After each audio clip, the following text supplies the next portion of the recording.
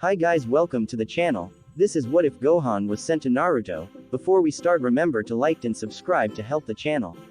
Also check the description for the creator of the fanfic. Chapter 22. Revenge is a dish best served cold. I'm sorry, the nurse said to Gohan as she straightened from checking his leg. The muscle damage was easy enough to repair, but the cut to your arm goes to the nerves and slices all of them. The young warrior felt the blood rush from his face. So you're saying you can't fix it? He asked, dumbfounded. If he couldn't use his arm, then he might as well rip it off. A limp appendage would only be a hindrance to him. Following Kakashi relieving him, Gohan had flown straight to the hospital, hoping to get fixed up and back in the game. His leg and minor wounds had been healed easily enough, but the arm was a problem. The nurse had tried to find different ways to fix it, but alas, there was nothing she could do. I can't, no, she answered, wiping a thin sheen of sweat from her brow, but there's one person who might be able to. Who's that? Have you heard of Tsunade of the Sannin? She asked, glancing at the window as a new explosion touched off in town. The fighting had recently worsened and explosions were getting more and more frequent. Gohan was used to them and didn't spare a second glance after he made sure that no debris was flying at them. The teen frowned. It sounds familiar. Yeah, he answered, though for the life of him he couldn't place where he'd heard the name.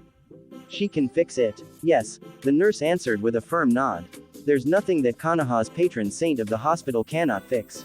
Where is she? Gohan asked. The nurse's face turned downcast. Unfortunately, Tsunade-sama is out of the village right now. No one knows where she's at and apparently she's been gone for years. I doubt even Jiraiya-sama knows where she is, and he was one of her teammates. So what do I do about my arm? Gohan asked, feeling frantic. The only hope for his arm was gone. What the hell kind of a doctor was this Tsunade person? Who abandons their friends when they're needed the most? It's okay, the nurse answered in an attempt to be soothing, but she was still using that cautious optimism that doctors often used, and it wasn't doing anything to calm the Saiyan's rattled nerves. The attack that sliced your arm was done very carefully. Only the nerve was cut. No tendons, arteries, muscle, or skin was damaged. You should consider yourself lucky. As long as the muscle, skin, and arteries are attached and whole, your arm won't atrophy. It won't. Well, the medic said quickly, covering her own tracks, the muscle will deteriorate, but that's only natural when you don't use your arm. Have you ever broken a bone and had to put it in a cast? Gohan shook his head. He'd had plenty of broken bones, but after whatever battle had taken place, he usually popped a senzu bean or went to see Dend and get patched up. But really, we don't have to amputate or anything. Unless you want us to. The nurse got a sudden eager glint in her eye that made Gohan sweat nervously. That's okay, he replied, backing away from the nurse's ominous aura. He swore he heard her mutter something like, amputations. Yay, I don't want to bother you. Oh, it'll be no trouble at all, the nurse answered, still encroaching on him, hands held up in front of her, like Roshi did when he was advancing on a woman. Just a snip or two here and there and you'll be as right as rain. Gohan decided that he hadn't imagined the earlier remark about amputations. I can even get the knives out now if you want. Bye. Gohan vanished. Hey, the nurse shouted as she suddenly realized what had happened. She turned around, the gloom palpable in the air around her. Pooh, no one wants an amputation. Gohan stood on the edge of the hospital's roof. Phew, he muttered, wiping the nervous sweat away with his still functioning limb. He looked down at his shoulder, biting his lip in apprehension. He felt strangely lopsided as he watched his poor appendage dangled uselessly. He couldn't feel his fingers and no amount of straining was going to make them move. He'd probably crap his pants before his numb arm would move again. Well, if he was going to get back into the fray, and he would have to tie his arm down so it didn't get in the way as much. The hospital had linen sheets on lines on the roof. Some were blackened from smoke residue from nearby battles. Gohan avoided those and pulled one off the line that was crisp and white. He tore it into long strips, then sat down and pulled his arm into his lap. The linen strips went around his wrist, looping several times through his Hirai on his waist, and he pulled a longer one around his stomach and tied it to his elbow. Cinching the makeshift bandages up, he stood and whipped his body around to test the hold. By looping them in figure eights, the bandages held his arm in place without allowing it to slide around and become cumbersome. When he slid his GI top over the arm, the short sleeve flapped uselessly, but it was like his arm was merely folded inside his GI. It was like the character Gohan had seen in a game that he'd seen Oolong playing. Final something. Gohan stood, closing his eyes. He had to find where the battle he needed to be at was. He could just sense Naruto and Sasuke out way beyond the village. That had been his original mission. Before he'd gotten distracted by Kabuto and that Tsunagai Baki, he was supposed to be supporting Naruto in his search for Sasuke. Hope I didn't miss anything, he muttered as he took to the sky, rising high above the village before streaking off in a flash of blue with a roar like a jet engine running at full blast. Orochimaru ducked a snaking tongue from Fukasaku, jumped to clear the Sandime's darting pole, then spun to slash at the old man's back. The clone vanished in a puff of smoke. Then Jiraiya was on him, the half-toed man driving hard with his fists, using every kata he knew in an attempt to land a blow on Orochimaru, who twisted and contorted out of the way like the snakes he so idolized. Trying to land a blow on him was like trying to hit lightning. No one had managed that feat, if you discounted the story about how Kakashi had supposedly used the Chidori technique of his to slash a lightning bolt in half. Orochimaru doubted it heavily. There was no way in hell that a Junin was that fast. The tongue whipped at him again, and this time Orochimaru, caught up in his thoughts as he was, didn't dodge in time. The slimy body part slashed his cheek open, red blood spraying across his pale skin, soiling it. The snake Sannin stopped, touching one hand to his cheek, eyes wide with surprise as he looked at the crimson fingers. "What's wrong, Orochi bastard?" Jiraiya asked with a smirk. "Surprised. Lose your focus during a battle and you'll get cut. HN. How amateur," Orochimaru responded, keeping his irritation in check, but only barely. His own tongue darted out of his mouth and licked the slice clean. He grinned sadistically when he was done. Getting all worked up over such a small wound. "I hope you enjoyed it, Jiraiya, because it's the last wound you two are going to put on." Something hard smashed into his spine, bowing his back forwards as his head and feet went back. Spots danced in front of the Sannin's eyes as he flipped over the object and landed in an undignified heap on the roof. He got up, face flushed with embarrassment and rage, but more rage than anything else. Jiraiya was outright laughing as Orochimaru looked around for the source of the attack. It was a short search. The Sandame was standing off to one side, the long black and gold pole in his hands retracting back to its usual length. Orochimaru ground his teeth. These two old farts were getting on his nerves. He left out the fact that, technically, he was as old as they were. "You always did talk too much," Sarutobi said with a shake of his head. "Nice to see some things never change. You old bastard." The Sannin howled, his tongue whipping out at the old man, intending to give him a quite literal tongue lashing. A small, narrower, and faster tongue intercepted him, beating his own back. It was that damned old toad that was sitting on Jiraiya's shoulder again. The two proceeded to duel with their tongues, the appendages whipping out and back, curling around each other and spraying saliva all around. Fukasaku was definitely more skilled than the snake Sannin, as the technique was his primary method of attack. A huge gash erupted on Orochimaru's chest, spraying blood like a burst hose all over the place. Gaaaaaaaaaa. Jiraiya's disgust was written all over his deformed face, as it was with Sarutobi as well. "Ha!" Fukasaku crowed happily. "Take that, you creepy bastard." "That's disgusting, Pa," Shima retorted. "It's nothing to be proud of, you know. That's not what you said last night." The other answered with a vindictive air. Shima's orange skin went a shade or three darker. "You old lech," she shrieked, right in Jiraiya's ear, much to the Sannin's chagrin.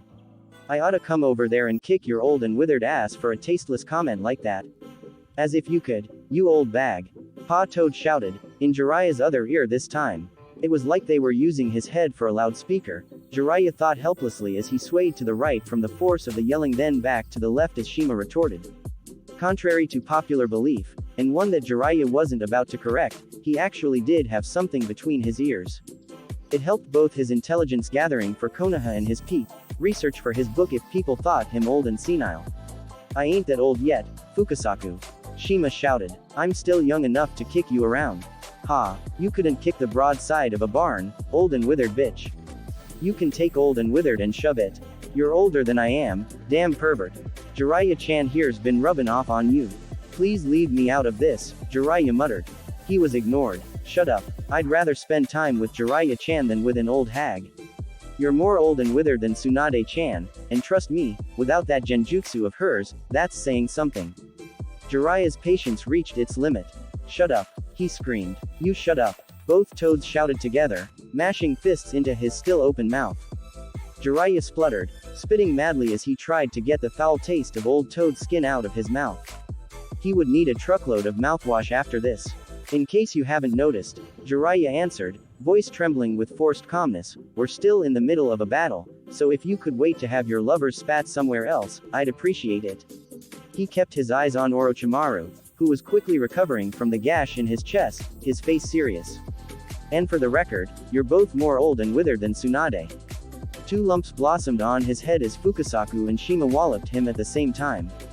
For once we agree on something, Jiraiya, Orochimaru said as he eyed the sage mode Sannin. You want a piece of this? The 2 toads shouted in unison again, both flipping the snake Sannin the bird. Come get some. Orochimaru snickered. Gladly. He rushed Jiraiya, getting too close for the Sandaime to lash out with his staff and keep the snake man at bay. The 2 Sannin became a blur of flashing fists and feet, fighting with unbelievable speed and power. The tiles under them fractured and split from the crushing chakra waves rolling off them. The battle reached a crescendo, both men going even faster than they'd ever seen the other move. Jiraiya slipped a fist past Orochimaru's guard, burying the attack in his enemy's gut. Orochimaru gagged as he was lifted off his feet. At the same time, a ball of chakra blossomed in Jiraiya's hand, spinning out of control, a hurricane contained in a ball, shining with barely withheld power. Rasengan. Pain erupted from behind Orochimaru's eyes, searing his nerves, his stomach burning like it was getting torn out of him. Oh how it hurt. Blood was spraying everywhere, splattering Jiraiya, but he paid no mind as he dug in, forcing his hand deeper into his former friend's abdomen. Winds, savage and biting, ripped out from the Rasengan, tearing the tiles to pieces, shattering the wood timbers under that, and throwing Orochimaru away. The world became a blur around the megalomaniac as he spun through the air like a top. Some distant part of his mind noted the Sandaime's hands flying together in some kind of seal sequence. The roaring in Orochimaru's ears was too loud for him to hear what was said, but the old man spitting mud from his mouth was a good clue. Orochimaru smashed into the wall that had formed from the jutsu, his head splitting and ears ringing. He staggered out, dazed by the attack. He looked up just in time for his vision to be filled with the dark staff that Enma the Monkey King had transformed into. Jiraiya winced as he watched Sarutobi put Orochimaru through the roof of the cage box. Ouch. Fukasaku muttered. You said it, the Gamma Sennin answered. Nice hit, old man, he added to the Hokage as the old man came over to stand beside them. Not nice enough, the aging leader answered as the tiles shattered again, Orochimaru striding out from the dark cloud that was billowing up from the area. It wouldn't be much fun if the bastard died that easily anyway, the other remarked. Orochimaru brushed one hand across his tattered stomach then began laughing, a creepy psychotic one that distorted his whole face. The man's jaw dropped open wider and wider, like a snake trying to swallow something larger than it. White hands, slick with slime, reached out, grabbing Orochimaru's cheeks and pulling the whatever it was out. Jiraiya had to fight down the urge to puke as Orochimaru climbed out from within himself and fell to the ground, the slime and viscous fluids that coated his body and clothes rolling off him to make a putrid puddle on the ground. The first snake man crumpled, pooling on the ground like clothes that had been abandoned by some careless child. Disgusting, Shima muttered, clearly put off by the abhorrent display. Orochimaru pulled out 2 kunai with spell tags dangling from the rings in the hilts. 2-on-1 is a little unfair, don't you think? He asked. Let's even the odds. 2 coffins rose up out of the ground and the Sandaime and Jiraiya got ready for the next phase of the battle. Shikamaru threw himself out of the way of the rain of kunai that Kenkiro's puppet was unleashing on him. Each kunai that hit the ground left a small dark puddle around it. Poison. It wouldn't be good for him to get hit by it. There was more than likely more than one poison in those knives, ranging from snake venom to cyanide and other, more deadly, concoctions, many of them probably unique to Kankuro and only Kankuro. If he got hit, he was done for. There were no medics out here to help Shika if he did get hit, and by the time he made it back to the village, it would be too late. Still, Kankuro was falling for Shika's plan, hook, line and sinker. The lazy shinobi was running all through the circle of light, allowing the kunai to land all around him. It was a simple plan really. Once the circle was filled enough, Shika would step back and use a family jutsu to end the battle. He kept taunting Kankuro to keep him mad and away from Shikamaru's plot. Hold still, damn it, Kankuro bellowed as a needle trap, a spring-loaded sphere that belched Sanban from tiny holes, failed to hit Shika. The genin got lucky with that particular trap. The only needed that would have found him had bounced off his Harai 8. At least the thin armor plate was good for something other than simple identification. That's no fun. Shika shot back, dodging a swipe from a blade hidden in the puppet's forearm. The troublesome thing had more tricks than Naruto on his best day. Disabling it, or severing Kenkiro's connection to the thing, would work wonders for the genin's lifespan. It took another 10 minutes, but finally Shika's plan was coming to fruition. The circle was covered with kunai, each one casting a minuscule shadow. Time was on Shika's side. If it had been noon, the sun would have been right overhead, but it was just after, so the sun was on its way down to the other side of the world. The shadows had lengthened, no more than an inch, but it was enough for the shadow user. And it's not my fault that you're a lousy shot. You. The painted man ground out through clenched teeth. Shikamaru threw himself backwards and the two boys landed outside the circle with Karasu, the puppet, in the middle. The puppet clacked and clattered idly, but it seemed to have run out of projectile weapons. Guess it's my turn, Shika murmured, his hands coming up. Ninpu. Kage main no jutsu. You're weak, Uchiha Sasuke, Gaara said to his adversary. The young boy was beaten up, bleeding, his right arm broken, and he probably had a few fractured ribs, if the searing in his lungs was anything to go by. It didn't help that damn seal had spread over his body, paralyzing him. The angry black flame marks were burning on his skin, covering half his body, and marching inexorably forward, despite Sasuke's best efforts. His brother's voice, that damn bastard Itachi, was whispering in his ear every time Gaara spoke, and the creepy raccoon himself was beginning to look like the pale and haughty elder Uchiha. Sasuke had an odd feeling of deja vu but couldn't tell where he'd been in a similar instance. I'm not weak. Sasuke ground out, trying to get a coherent phrase out from the haze of pain he was in. He'd been in pain before. That thing with Haku came readily to mind, but it still didn't hurt nearly as bad as this did. Yes you are, Gaara answered, voice dead and icy. You're nothing. An insect. A fifth-rate shinobi trying hard to measure up to those superior to you and failing. He grinned madly. It's amusing. Amusing? Sasuke asked himself. Is that all I am? Amusing. Someone to indulge in their deluded fantasies then laugh at. Gohan's face flashed through his mind, the onyx eyes hard with determination, then Itachi's face, the Sharingan blazing at him from the shadows of the house where his parents had died. No. Sand coursed down Gaara's arm and hardened into some kind of claw with vein-like purple markings all over its exterior. Yes. All you are is a bug. I would much rather fight Son Gohan. That made Sasuke jerk, like he'd been slapped. Son Gohan. Son Gohan. Son Gohan. It all came back to Son Gohan. Sasuke's life had been so much better before that bastard showed up. Don't compare me to him. In a moment, it won't matter what you want me to compare you to. Now. His eyes widened, backlit with a mad light. Let me feel alive. The claw shot out, the sharp points shooting right for Sasuke, who felt some kind of agitation steal over him. It couldn't end like this. He still had to kill Itachi. Beat Gohan. Prove to Naruto that he was still inferior to the Uchiha. He still had things to do in this world. I can't die yet. A black streak flashed from behind Sasuke, lodging in the sand with a small thump. Then the tag wrapped around the hilt began hissing like embers from a fire meeting the water. The concussion from the explosion nearly threw Sasuke off the branch, but the explosive tag did its job, dissolving the hand and turning it into a shapeless mass of writhing sand grains.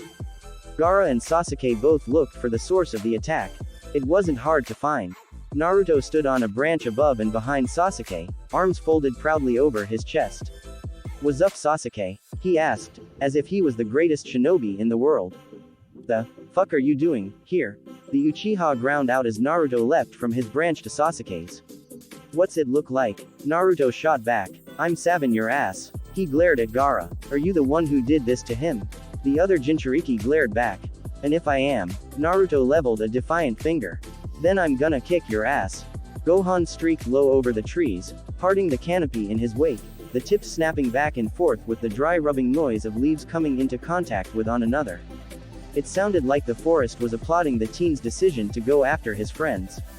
He'd hesitated just briefly on his way over, when he'd felt a tremendous spike in ki somewhere back towards the arena. It had taken some thought, but he was almost sure that it was Jiraiya, the Sandaime, and Orochimaru. He was sure it was Orochimaru. Not many people in the world made him feel like taking bath just by feeling out their ki. Then Sasuke's ki had started fading and he'd gotten back on task. Only a few more miles remained between him and his friends. Please let me get there in time, Gohan muttered, his words swept away by the roar of the wind in his ears. He scowled and his aura flashed even brighter as he shot away with renewed speed, the forest becoming a carpet of green velvet beneath him.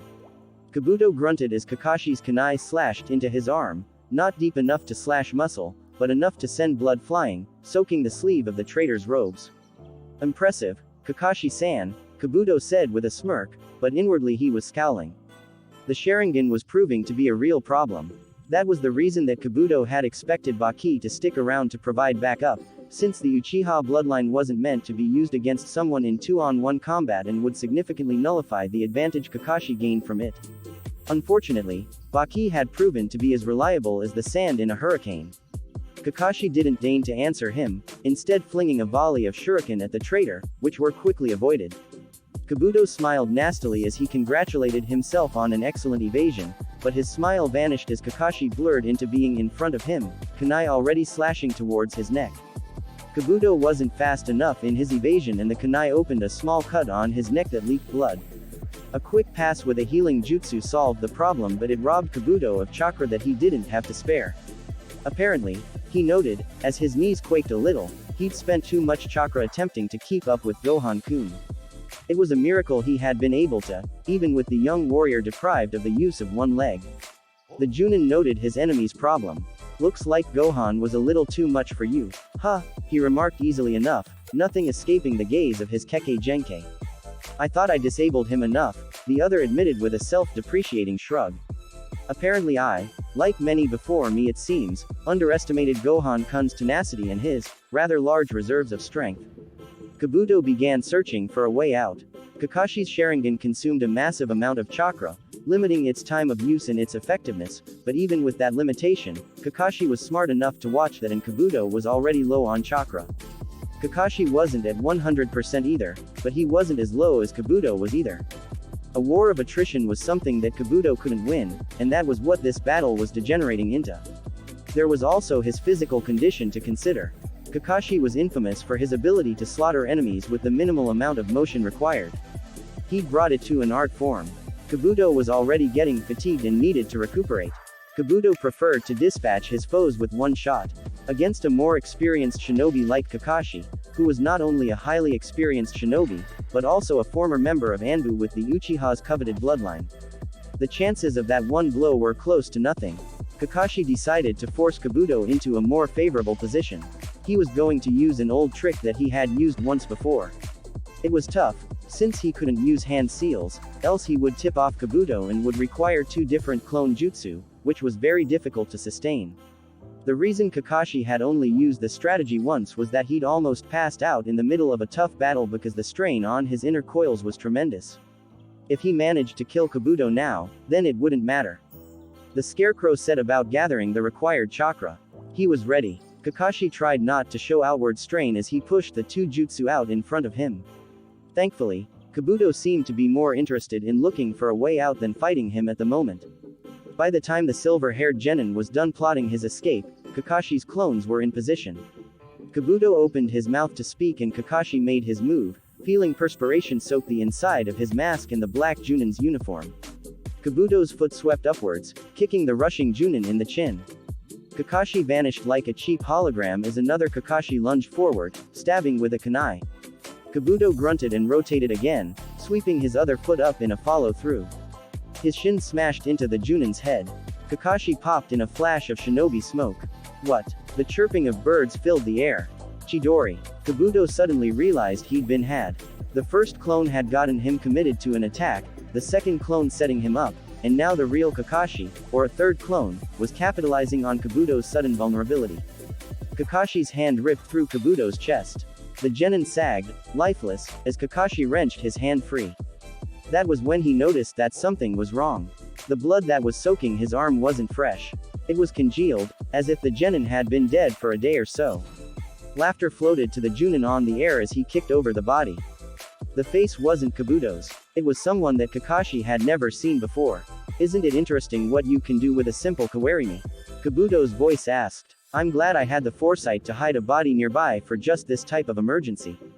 Kakashi glanced around for any sign of Kabuto, but he knew that the voice could be projected with anything from ventriloquism to hidden mics in the corners of buildings. It's like Sakura-san said. Don't discount the basics, Kakashi-san. The voice laughed again as it faded. Kakashi sank to his knees as the strain of the trick hit him.